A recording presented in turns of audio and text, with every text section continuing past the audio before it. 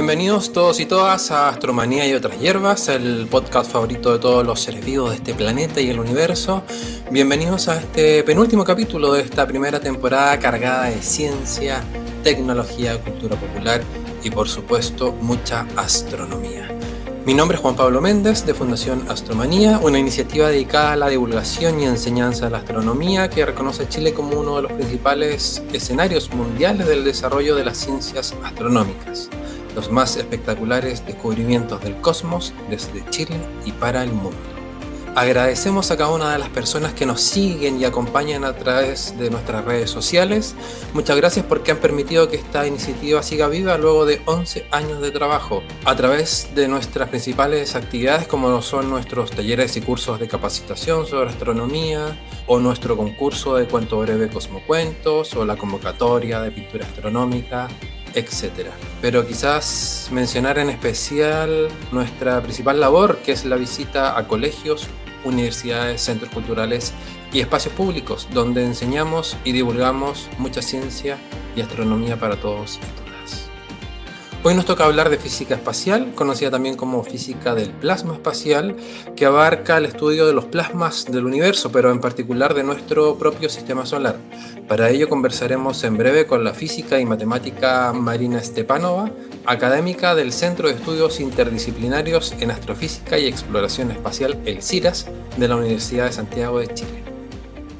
La física del plasma espacial se dedica al estudio del clima del espacio, en especial del viento solar y de las magnetósferas planetarias, en especial la nuestra, la terrestre.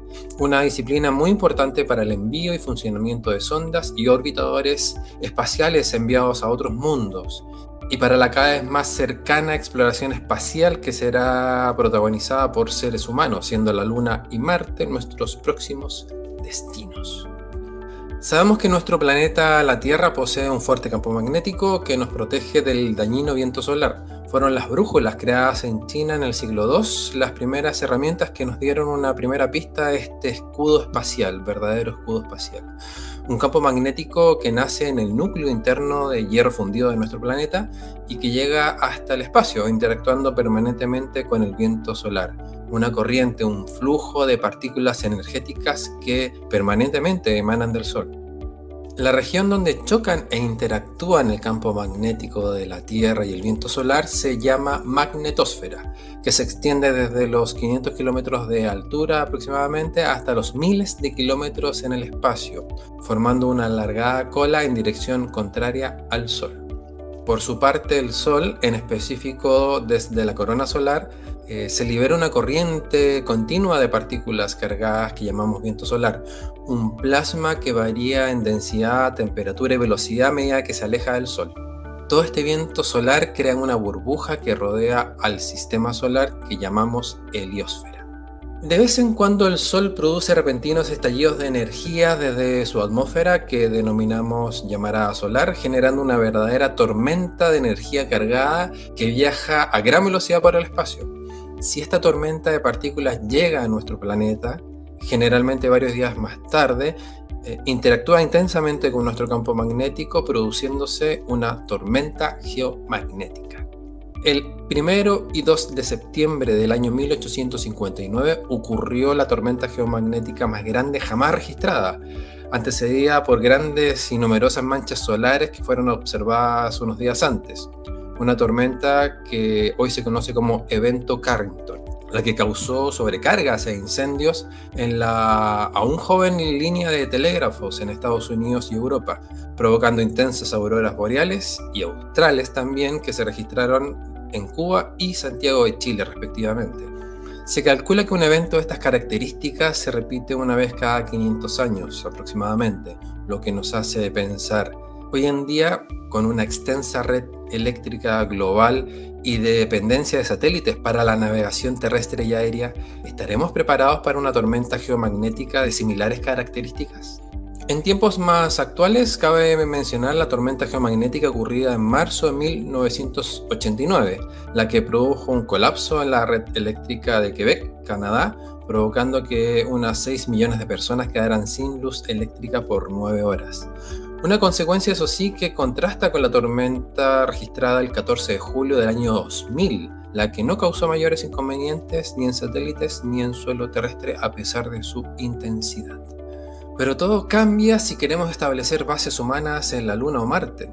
El planeta rojo, por ejemplo, posee un muy débil campo magnético y una atmósfera muy tenue, por lo que toda vida estaría expuesta a una mortal radiación ionizante. Algunos orbitadores en Marte han calculado que los niveles de radiación son unas 2,5 veces superiores a las registradas en la Estación Espacial Internacional, una dosis que podría agravarse considerablemente si una tormenta solar azota al planeta rojo. Si bien los astronautas que habiten Marte en el futuro podrían ser advertidos con antelación de estas tormentas, teniendo así tiempo suficiente para protegerse con escudos, esto supone la existencia de una red de naves orbitando permanentemente el Sol, capaces de monitorear no solo la intensidad, sino también la dirección y la velocidad a la que las tormentas viajan por el espacio. Importante destacar también cuando el 25 de agosto del año 2012, la sonda Voyager 1, y a una distancia de 121 unidades astronómicas del Sol, atravesó la heliopausa, ese límite teórico donde el viento solar de nuestra estrella es detenida o igualada por el viento del medio interestelar producido por las demás estrellas lejanas. De esta forma, la Voyager 1 se convirtió en la primera nave en entrar al espacio interestelar, lugar desde donde de vez en cuando experimenta nuevas olas de tsunami de viento solar generado por nuevas eyecciones de masa coronal de nuestro Sol. Y para conversar sobre este interesantísimo tema, hoy nos acompaña la doctora en Física y Matemática Marina Stepanova, quien posee estudios en la Universidad Estatal de Moscú, en Rusia, y que hoy se desempeña como docente en la Universidad de Santiago de Chile, impartiendo las asignaturas de Física de Plasma Espacial y Dinámica de la Magnetosfera de la Tierra, en las carreras de Ingeniería Física e Ingeniería Matemática de la misma universidad, por supuesto. Marina, hola, ¿cómo estás? Bien, además quiero aprovechar que esta información hay que actualizar un poco porque Sí. además soy jefa de carrera de Astrofísica con mención en Ciencia de Datos, que es una carrera espectacular que abrimos este año. Los estudiantes son espectaculares, entonces invito a todos de visitar las páginas de física y saber más de la carrera, y si hay algún niño interesado en entrar puede comunicarse conmigo. Siempre voy a estar abierta a ayudar y a orientar en el tema de astrofísica. Genial, muchas gracias por esta actualización. Es muy importante que se abran nuevas carreras en las universidades en Chile que inviten a nuevos profesionales a sumarse a este empuje que la ciencia hace en nuestro país. Gracias por aceptar esta invitación y entremos ya en el tema que nos interesa, pero primero preguntarte por tu interés por la física y la matemática. Sabemos que son asignaturas que pueden intimidar un poco a los estudiantes. ¿Cómo te interesó esta área? ¿Cómo surgió este interés en ti y posteriormente en la astronomía también? Bueno, yo pensaba siempre que soy una persona normal, pero con años entendí que soy un poco anormal, porque yo quise ser físico cuando tenía 7 años, 6 años. A los 9 años yo ya sabía que eso es lo que quiero ser, se llama física, porque antes no sabía exactamente qué se llamaba, pero yo me acuerdo que yo tenía como 6 años en mi discusión con una amiga, que yo le decía que la Tierra es redonda y que obviamente ella me decía, pero ¿cómo es redonda y cómo la gente de Australia no cae al otro lado? Yo le dije, pero por la ley de gravitación universal, entonces imagínate que esta es una esfera. La gravedad nos atrae hacia el centro, por eso no importa dónde esté uno, a dónde va a estar atraído es hacia el centro. Entonces los australianos están atraídos en otra dirección que nosotros, pero todo está bien. La Tierra nos va a sujetar a todos. Entonces a la edad de 6 años yo tenía perfectamente claro qué es la gravitación universal, que el sistema, cómo funciona el sistema solar también por gravitación. Entonces todas estas cosas lo sabía. A los 9 años yo ya leía los libros de divulgación que habían mucho en Rusia, muy buenos. Entonces yo a la edad de 9 años yo ya sabía un poco sobre la teoría general de relatividad. Me interesaba mucho el tema de gravitación en aquella época, entonces yo pensaba ir por estos lados. obviamente para mí nunca me imaginé algo distinto de ser físico y siempre me enfocaba un poco en el universo. Entonces, lo único que hice después en la universidad, porque teníamos 3 años y medio plan como común,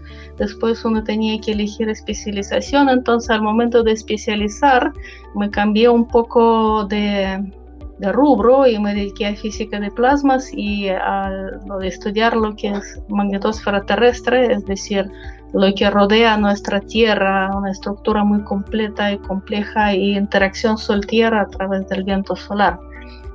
A los 28 años llegaste a Chile. ¿Cómo fue esa llegada y por qué? Bueno, porque se desintegró Unión Soviética, entonces eran tiempos muy, muy difíciles, sobre todo para alguien joven. Porque, digamos, uno estaba empezó a desintegrarse cuando yo justamente estaba terminando el magíster en la universidad.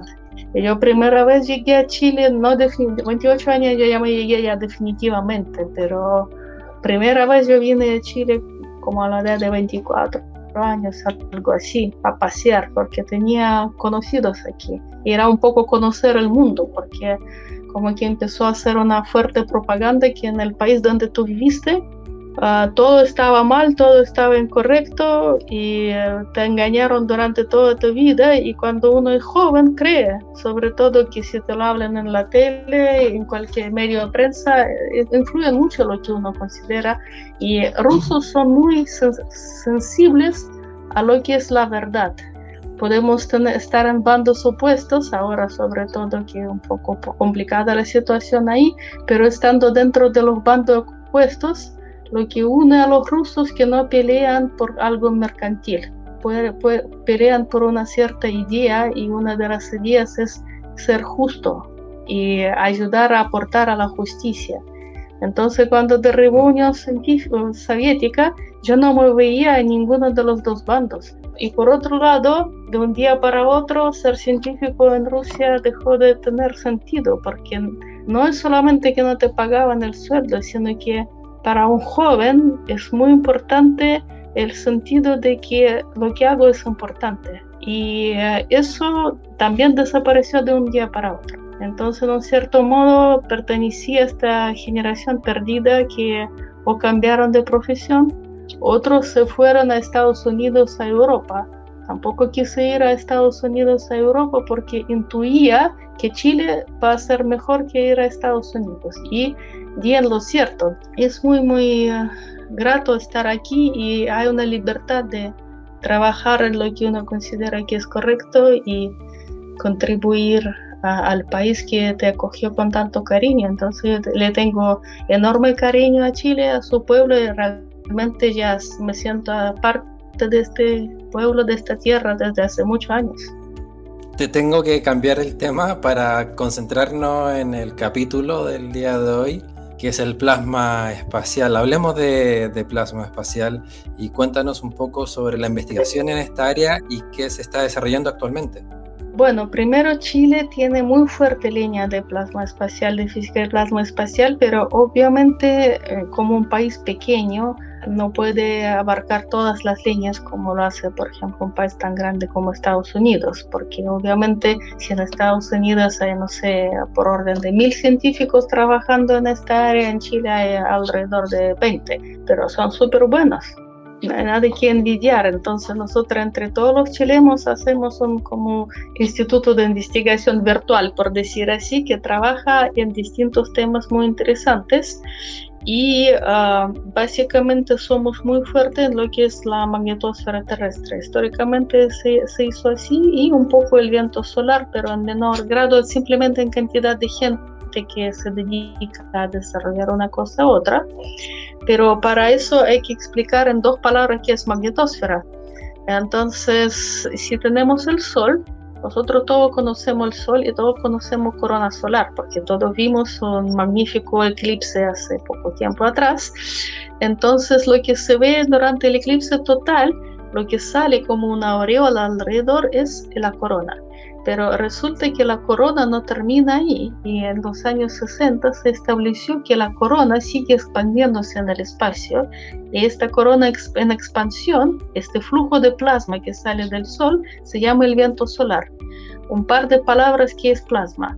Si yo caliento un sólido, me va a convertirse en líquido, como se funde el hielo, se funde el metal.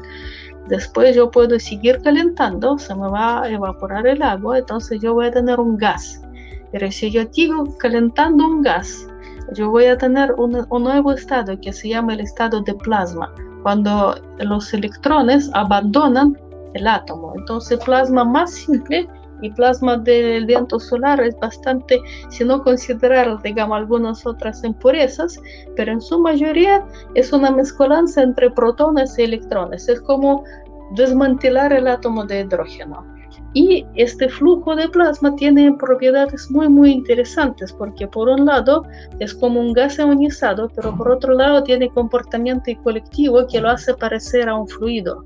Entonces, esta cosa conduce además muy fácilmente electricidad, tiene su propio campo magnético que hereda desde el Sol y que arrastra consigo.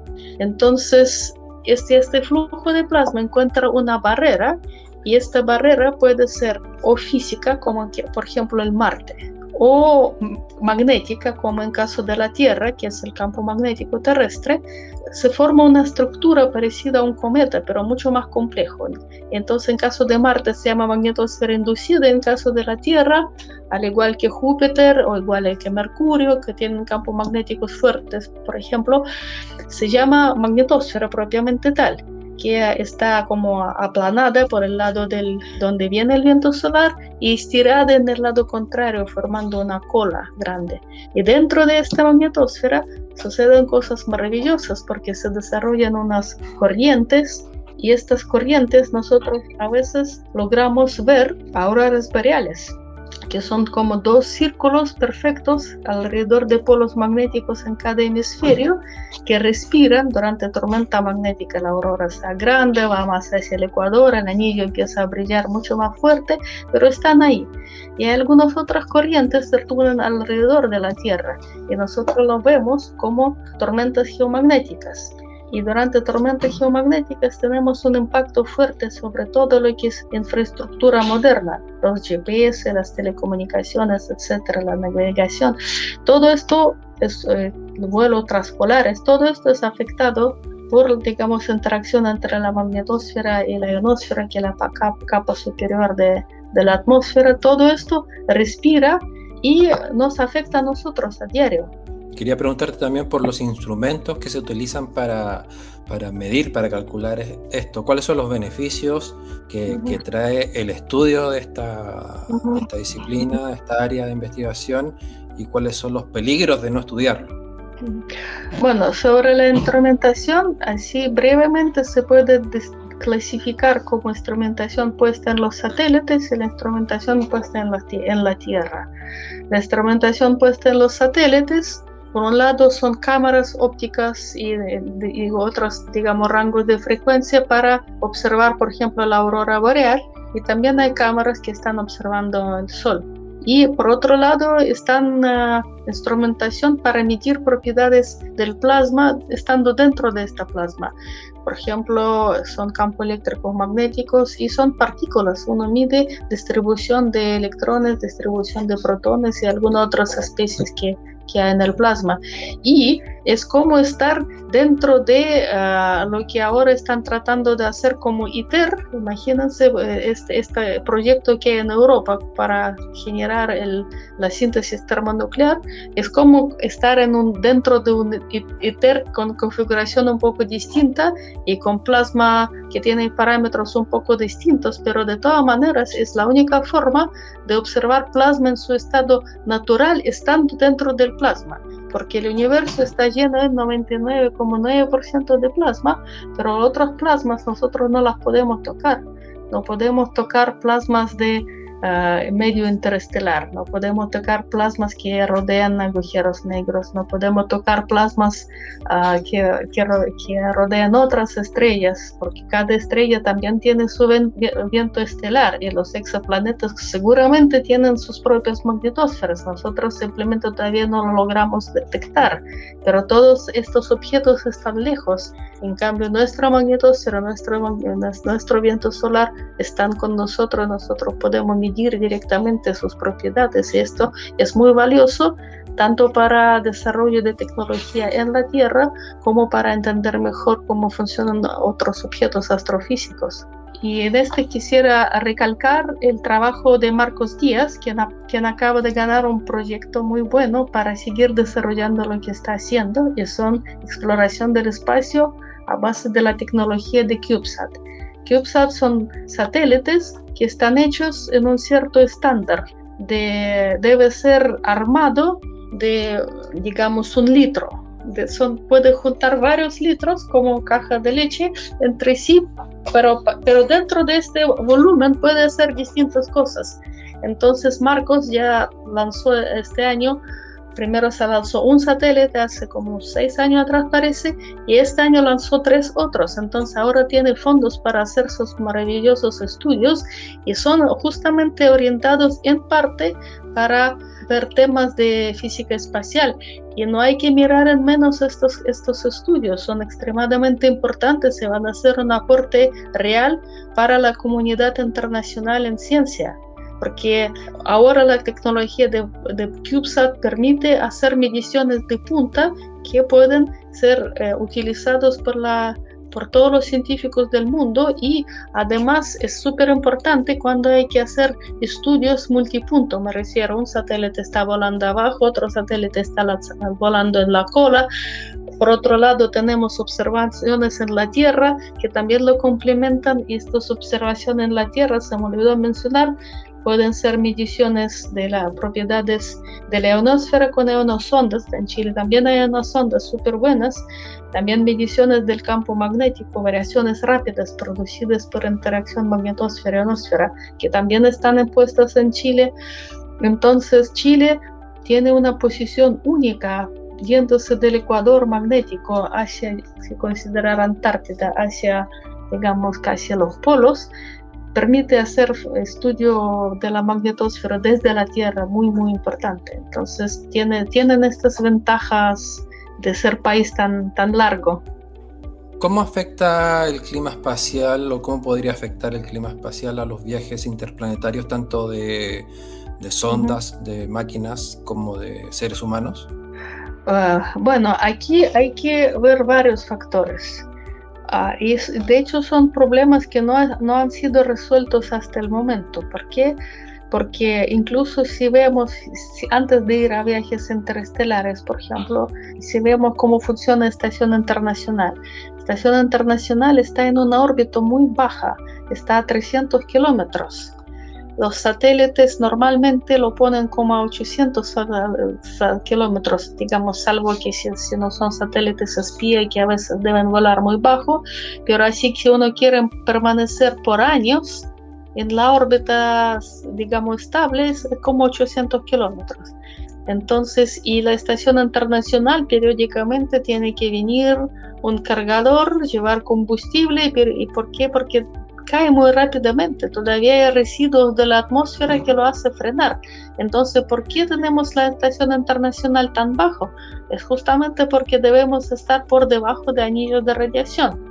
Y durante tormentas geomagnéticas los anillos de radiación se agrandan. Además tenemos la suertita, que tenemos anomalía que antes era atlántica, ahora es brasileira, pero en el fondo ya llegó a Chile. Todo el norte de Chile está bajo la influencia de la anomalía, ahora se llama la anomalía sudatlántica, parece. Entonces durante tormentas también anillos de radiación en esta área bajan mucho y empiezan a afectar mucho la ionosfera cercana a eso, y estos corte de telecomunicaciones y errores enormes en la posición de GPS. Y si que están pensando en algún momento automatizar la extracción de cobre con estos camiones gigantes, si lo quieran mandar por GPS durante una tormenta, un error de 50 metros te puede sacar de la ruta y fuertemente hasta puede caer a un precipicio, supongo, si va por este caracol. Entonces, obviamente, toda esta automatización requiere de los modelos mucho más precisos, porque una cosa es estar precisión de 15 metros, 20 metros cuando hay un humano adentro que lo puede corregir. Y otra es una precisión de 50 metros que durante la tormenta se transformó en 300 y no tienes inteligencia humana adentro para corregir este error. Entonces todo lo que va a ser futuro amarrado a GPS y se necesita precisión de 1 metro, se va a necesitar saber interacción magnetosfera-ionosfera para crear modelos viables que lo puede predecir y que lo puede corregir. El viaje interestelar, además de estos efectos, hay efectos directos relacionados con las llamaradas solares. Durante llamaradas solares hay una eyección de protones muy energéticos. Entonces se llama evento de Solar Energetic Particles, es decir, de partículas de alta energía de procedencia solar. Y ellos son extremadamente penetrantes, entonces, y probabilidad que te llegue, digamos, nosotros lo sentimos, porque primero, si hay una llamarada solar, llegan estas partículas y llegan casi con la velocidad de luz, es decir, en 8 minutos están aquí. Después hay una eyección de una nube magnética, por decir así, coronal mass ejection, la eyección de la masa de la corona, y este va más lento, como en un par de días está aquí. Entonces nosotros tenemos un efecto inmediato y un efecto después de cómo se desarrolla la tormenta geomagnética. Y los astronautas, cosmonautas, taikonautas, cualquier expedición mixta que va a tener que ir a Marte durante varios años, estadísticamente va a sufrir llegada de una vez y otra vez y otra vez de todos estos eventos. Entonces, obviamente, la dosis que va a acumular una persona va a ser demasiado alta. Más encima, digamos, Marte, por ejemplo, no tiene su propio campo magnético. De hecho, hay un proyecto de crear una magnetosfera artificial en Marte, simplemente poniendo un imán muy fuerte en equivalente, digamos, a lo que tiene campo magnético terrestre, pero si uno quiere generar campo artificialmente magnetosfera en Marte, uno podría inventar un imán y ponerlo en un así llamado punto de Lagrange. Es un punto donde la gravitación del Sol, del Marte y el efecto rotacional se compensan y el satélite puede estar ahí cuasi estable. Entonces uno puede ahí poner este imán, generar una magnetosfera y con eso proteger al Marte, porque de lo contrario la superficie de Marte está expuesta también a todas estas alegrías. Entonces el problema es cómo llegar, problema es cómo vivir. Marina, muchas gracias nuevamente por compartir con todos nosotros tus conocimientos sobre estos temas tan interesantes y te deseamos mucha suerte en tu nuevo puesto como directora de esta nueva carrera que comienza ahí en la Universidad de Santiago de Chile. Muchas gracias y aquí estoy para la gente joven que quiere estudiar astrofísica. Bienvenidos, vengan a conocer a otros maravillosos astrofísicos y astrónomos que trabajan aquí. Genial, muchas gracias y nos vemos en el futuro. Adiós. Adiós. Y para finalizar, recomendarles visitar en nuestra página web www.astromanía.cl la sección Pregúntale a Astromanía, un lugar donde hemos recopilado las más interesantes respuestas a las diferentes preguntas que nos llegan de nuestra comunidad. Cosmología, observación del cielo, sistema solar y astronáutica son solo algunas secciones repletas de información interesante que están disponibles para leer, para ver y escuchar también gracias al esfuerzo que hemos realizado el año pasado convirtiendo varias de estas respuestas al formato audiovisual. Así que cordialmente invitados también a escribirnos para resolver sus más astronómicas preguntas. Muchas gracias a todos y todas por escuchar y aprender. Nos vemos en el último capítulo la próxima semana y felices cielos despejados.